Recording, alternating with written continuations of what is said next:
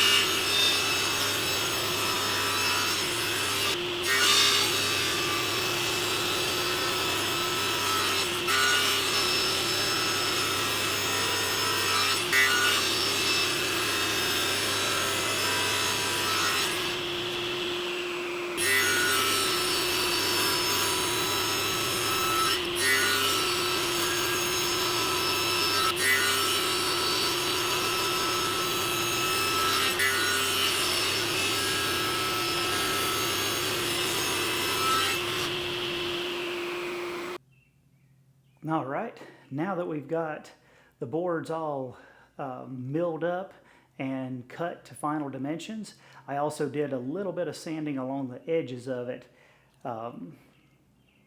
off camera just to kind of clean them up and everything.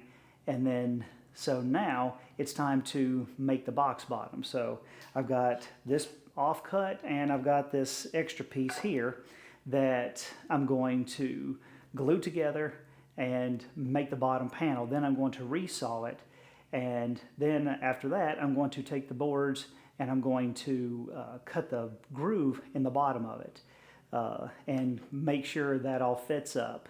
After that, I'm going to have to cut a groove in the top of the box as well.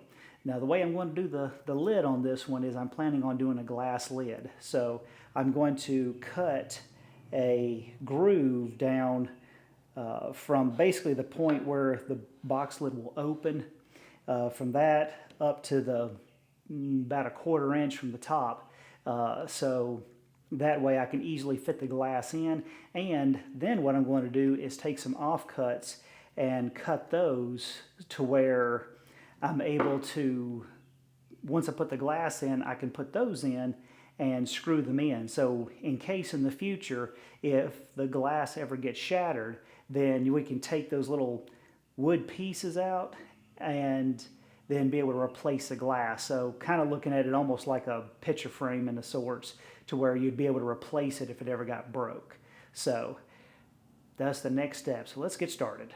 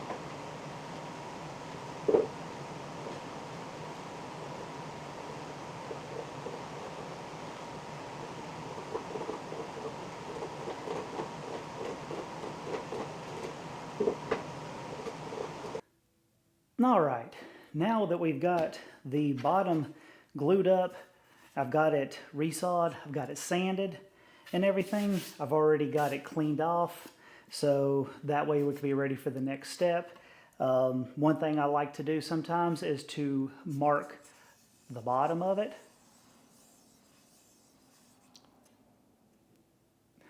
just so I know that this is the actual bottom of the box. So I have already gone ahead and done that.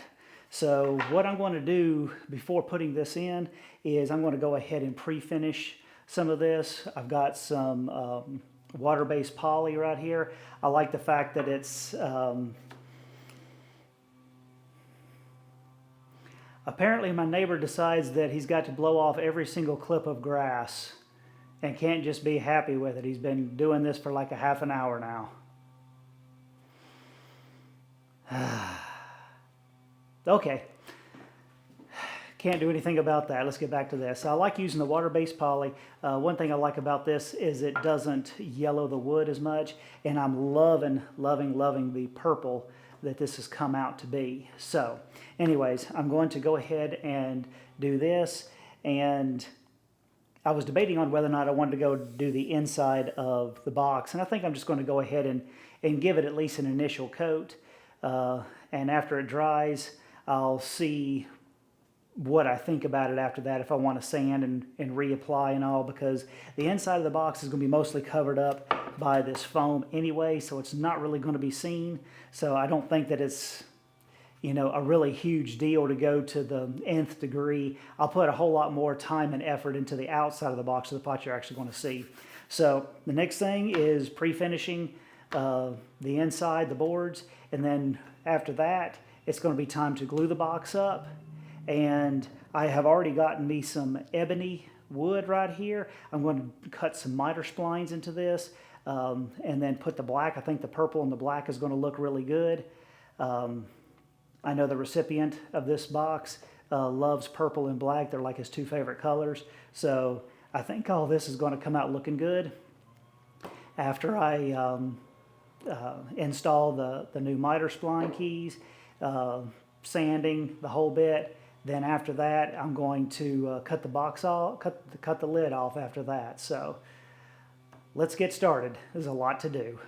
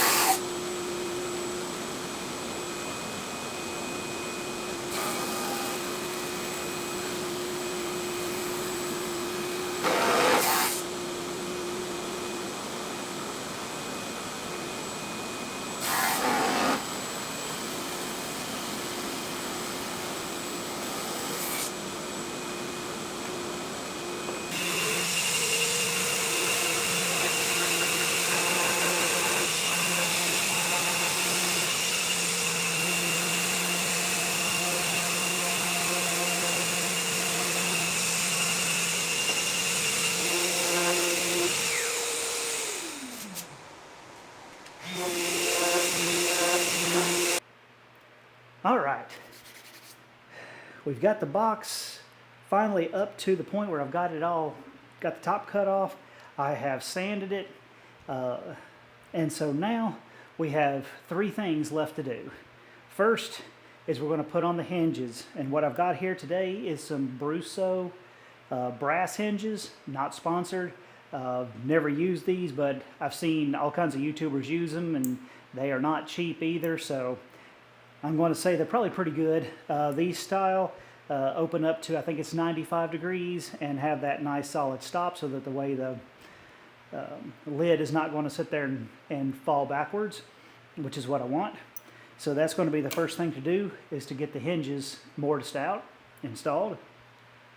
Then the next thing I'm going to do is I've got the glass, and I'm going to cut out the glass to fit inside of here.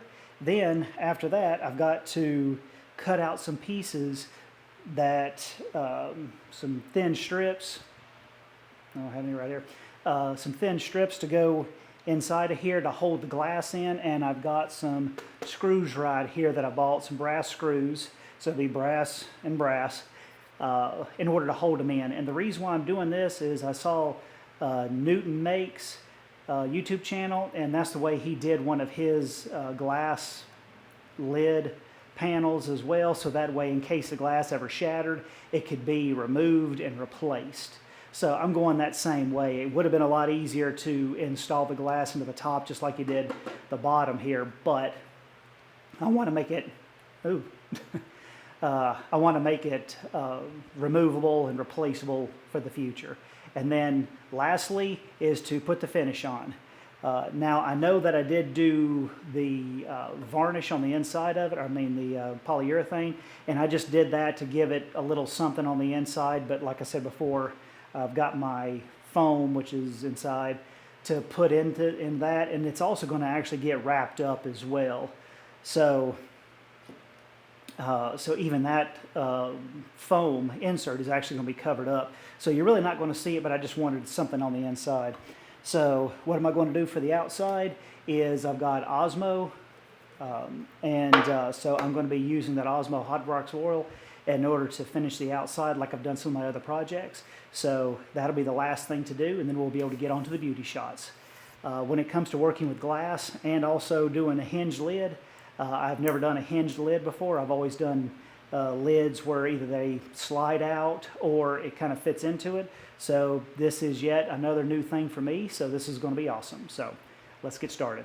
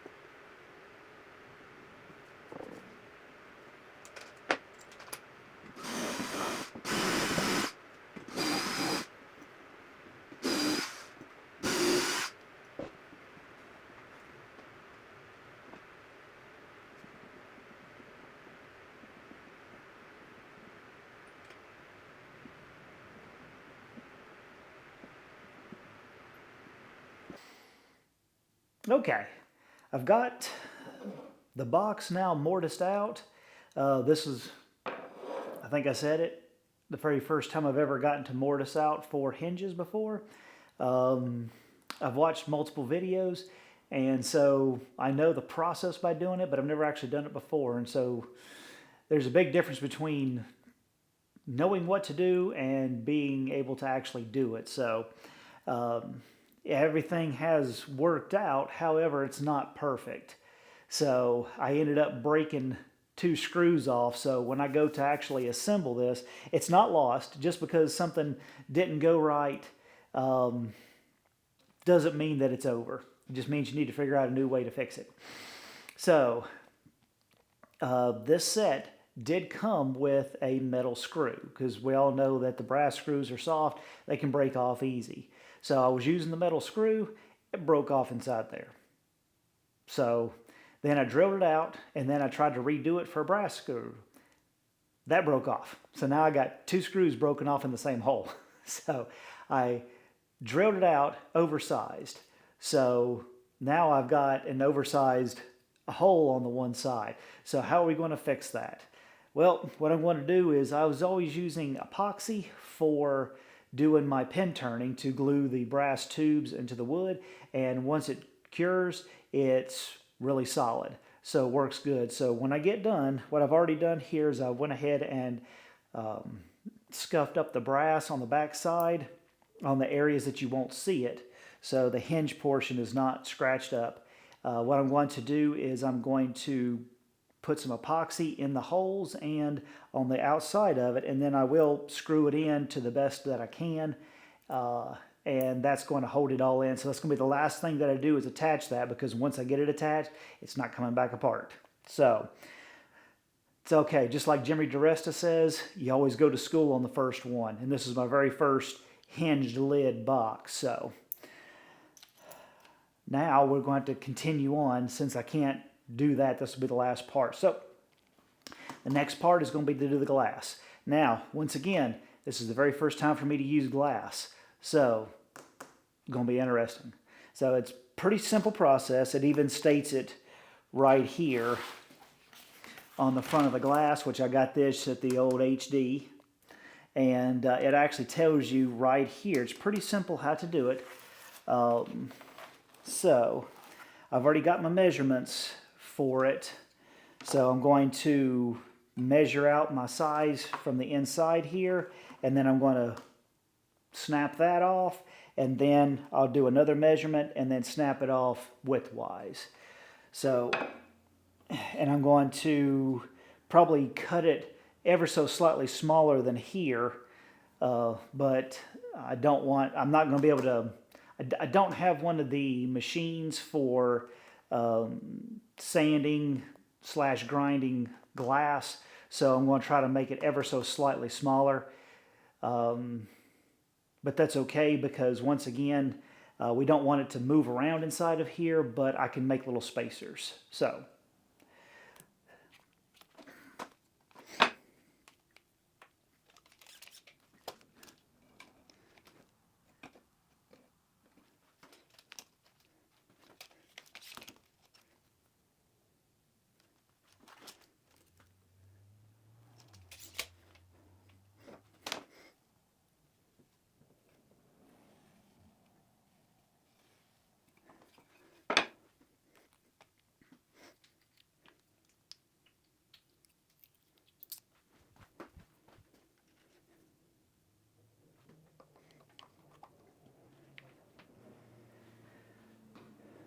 okay, now we've got it measured out, and I've got my cutting tool, and I've got some cutting oil. So that's what it does say to use. It says to use a glass cutter with some oil. So I'm going to put some oil all along here. I'm going to scribe the line, which, before I do that,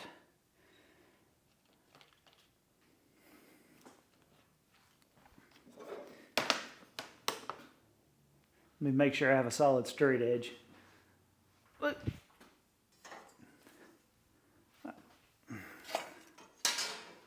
I forgot I have a straight edge right here.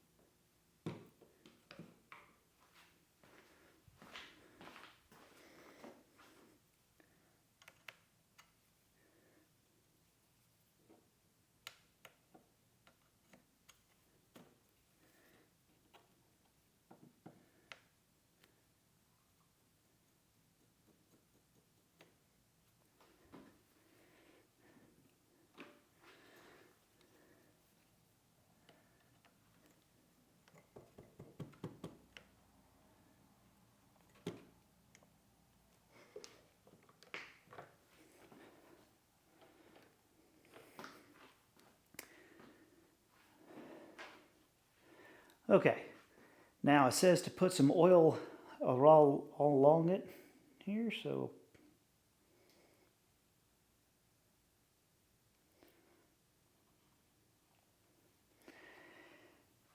now I got to score it. It says do not try to score twice, just make one good score. So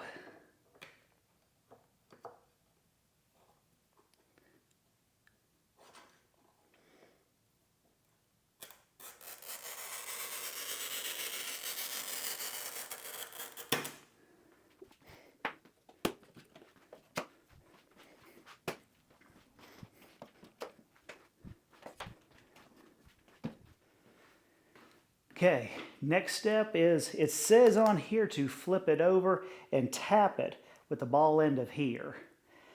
Now, when I've seen other YouTubers do this, I see them put something like this on the underneath side and then push it down. So, what I'm going to do is go by the instructions first. I'm going to flip it over and then tap it and see if that does it. If it breaks, sweet. If it doesn't, I'm going to put this underneath there and then try to do it like the other folks do it. We'll see what happens. But first, let me get some gloves.